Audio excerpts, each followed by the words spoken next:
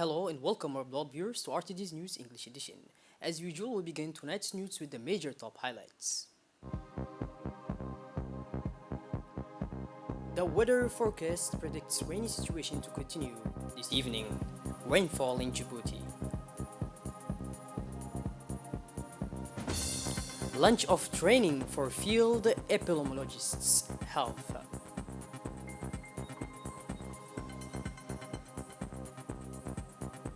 And on international scene, G20 leaders approve minimum tax reform for multinationals. Those were our top highlights. Welcome back to our newsroom, our beloved viewers. Heavy rainfall has fallen since yesterday evening on the capital and the northern regions. Of course, no major incident is to be reported. All the wadis are flooded. In the capital, some districts are partially flooded. The sanitation services are working hard to clear the flooded areas in the main arteries of the capital. Here are the images of the teams that have been crisscrossing the capital and the interior regions, such as Obokha. These images reflect the situation in the capital. For the moment, the prefectural authorities have not triggered the emergency plan, but the sky is still overcast, which suggests that the rains will continue. As we are following the images of the heavy rainfalls that hit all the regions, including the capital.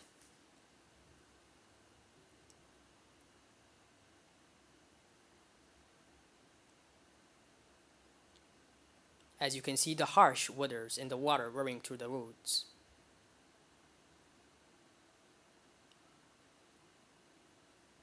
Following the heavy rains that have been falling since yesterday evening on the Djiboutian capital, the Minister of Decentralization, Mr. Qasim Harun Ali, accompanied by the Mayor of the City of Djibouti, Mrs. Fatouma Awali Usman, moved in the most affected areas of the capital to know the damage caused by the gusts of wind and rain, to make an assessment and act accordingly. Indeed, since yesterday, the capital Djibouti has been the scene of heavy rains accompanied by strong winds causing flooding and some material damage. It is in this context that the minister and the mayor went on foot through the popular neighborhoods and visited the vulnerable families in order to bring them the necessary comfort and support. The authorities started their inspection by talking to the inhabitants and inquiring about their situation. They went through several of the rain-affected areas, discussing, reassuring, and inspiring confidence in people. His Excellency Mr. Qasim Harun assured the families affected by the floods of the full mobilization and support of his department and the entire government to assist them and meet their immediate needs. For her part, the Mayor of Djibouti, Mrs. Fatouma Awali Usman, reassured the population that the Mayor's office is always doing its best to assist the city and the people and that the government is mobilized to be at the service of vulnerable people. As already announced by the General Direction of the Weather, the rain began to fall around 11:30. The rain that has been falling in Djibouti City since yesterday evening has caused flooding in popular neighborhoods and major roads. Several neighborhoods in the commune of Bel'az are invaded by rainwater. The situation, as always, is causing unpleasantness to the inhabitants. Thus, to remedy this situation, the National Office of Water and Sanitation of Djibouti, which is also known as ONYAD, has dispatched on the scene agents and equipment. Equipped with water pumps and tankers, ONYAD agents have worked hard to unblock the roads and main roads of the capital. Through these technical procedures, many sewers were unblocked. Other institutions such as the National Police and the Civil Protection were also mobilized to carry out drainage activities, among which the Prefecture of the City of Djibouti, which in collaboration with ONYAD has committed to provide some neighborhoods and men and materials. As here in Engela, of the areas most affected by the flooding problems, for more explanation on the activities of evacuation of rainwater, we have collected the words of the sub-prefecture of the first district of the capital who said that they dismantled the water and drained everything. Following the heavy rainfall recorded in the country on the night of 30 to 31 October, the elements of the protection are at work. Indeed, an important device was set up by the General Direction of the Protection to evacuate the totality of the wastewater and the rainwater on the main roads and in the various popular districts of the capital. Several motor pumps has been installed as shown in these pictures, which will allow a more fluid circulation of people and vehicles in the partially flooded areas. A titanic task for these men and women who watch day and night for the protection of all Djiboutians.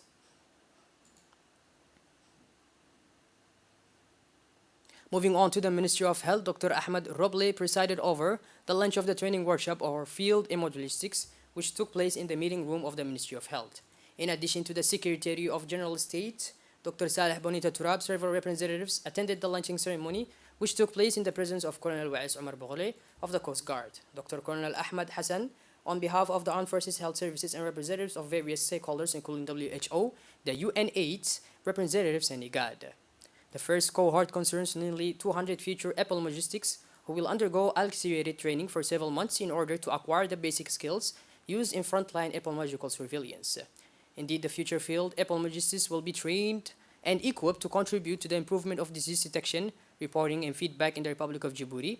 This important training was made possible with the valuable support of several partners, such as the African Field Epidemiology Network, IGAD, WHO, and the Centers for Disease Control and Prevention, which is also known as CDC, in Atlanta, USA. In his speech on the occasion, the Minister of Health, Dr. Ahmed Roble, mentioned the relevance of this training at this opportune time to face the current challenges through early detection of cases to provide a rapid and consistent response with effective means. For his part, the Minister of Health, Dr. Ahmed Roble, in his speech, thanked all stakeholders, namely CDC Atlanta, FNET, and IGAD for their contribution to the training session. The Minister, Mustafa Muhammad Mahmoud, and the President of the FDA, Mr. Saeed Ismail Hassan, sponsored the signing ceremony of a partnership agreement which took place at the headquarters of MENFOP in the presence of the Secretary General of MENFOP and executive of the FDA. The convention aims to combine the efforts of MENFOP and FDA to detect talent from an early age, which will pave the way for the preparation of these young people to perform at the national, regional, and international levels. The Minister of National Education and Vocational Training, Mr. Mustafa Muhammad Mahmoud, said he was proud to sign this partnership agreement with the FDA, which will provide tremendous support to identify and detect talent among students in schools. Potentialities are noticed from a very young age, and there are unsuspected talents that must be detected and prepared to become world champions, he said. The minister recalled that our country is breeding ground for champions in athletics, and this must be enhanced to bring out vocations in school sports. He called for a common work and good understanding between the MENFOP and the FDA to detect and prepare the champions of tomorrow.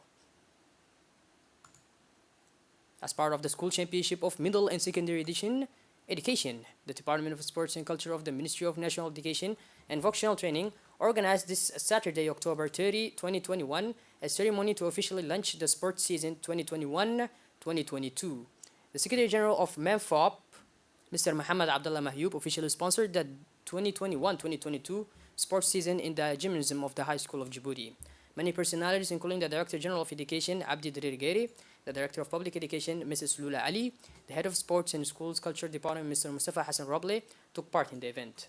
Many heads of school, heads of football teams, school sports commission, and PA teachers were also present. The event was rich in colors with cultural animation that gave the opening of the sports season with a handy sport gala match between two female teams.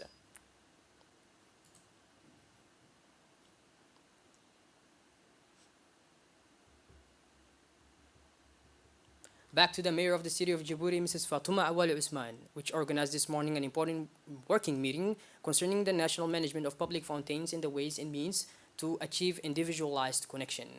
This working meeting took place in the meeting room of the Djibouti City Hall. This working meeting was attended by the mayor of the city of Djibouti, Mrs. Fatuma Awali Usman, the prefect of the capital, Mr. Usman Bile, the presidents of the commune of Bal'os and Balbala, the sub-prefectures of the 3rd, 4th, and 5th arrondissement, and the users of the standpipes.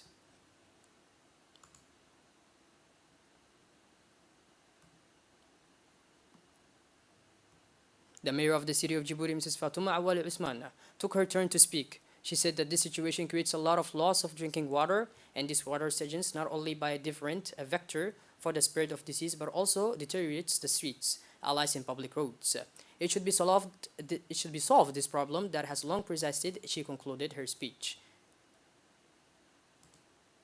The People's Palace hosted this morning the first meeting of the Gender Observatory Technical Community with the members of the community.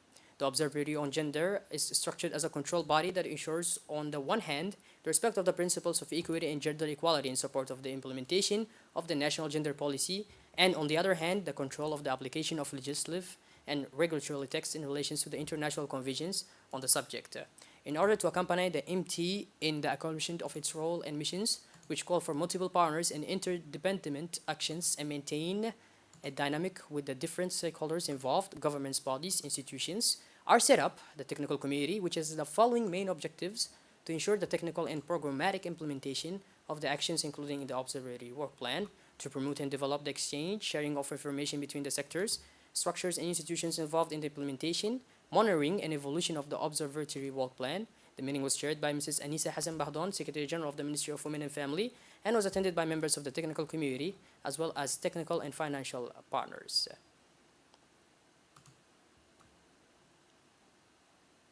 Within the framework of the promotion and the popularization of chess games in the national territory, the Djiboutian Chess Federation (FDE) organized in collaboration with the Secretary of State for Sports, the Djiboutian National Olympic and Sports Committee, and FIDE, an articulation training for the local attributes. This training was held in the meeting room of the CNOSD yesterday in the presence of officials of the FDE and many young amateurs and professionals of high level. At the end of the day, the referee training was held on 4 main themes: the role at the board, the code of ethics, the role of the referee, and the basic rules of the game. Participants also received certificates of attendance. The Ferry Mohammed Burhan Qasim was found to have a failure in the electronic navigation software after performing its engine test last week. The Directorate of Maritime Affairs called in an electrical expert to repair the fault in the electronic navigation software. The engine test this morning gave a result of 70%, and the second test will be carried out on Tuesday according to the pilot of the ferry. The Directorate of Maritime Affairs has been working hard for over a decade to keep the ferry at sea with all the necessary maintenance. With more than 10 years on the clock, the MBK ferry remains a real boon for thousands of passengers from the northern regions to cross the Gulf of Tajura and Carfront, peace and safety. Moving on towards the international scene, after much haggling concessions, the G20 heads of state and government gave the final green light on Saturday in Rome to a historic tax reform that aims to put an end to tax havens, but which does not go far enough for the taste for some developing countries. Under the aegis of the OECD, a total of 136 countries, representing more than 90% of the world's GDP, committed themselves at the beginning of October to tax multinationals more fairly and to introduce a minimum global tax rate of 15% from 2023. By this, our beloved viewers, we conclude tonight's news edition. Thank you for being with us, and make sure to tune in later for more. Be safe and have a wonderful evening. Thank you.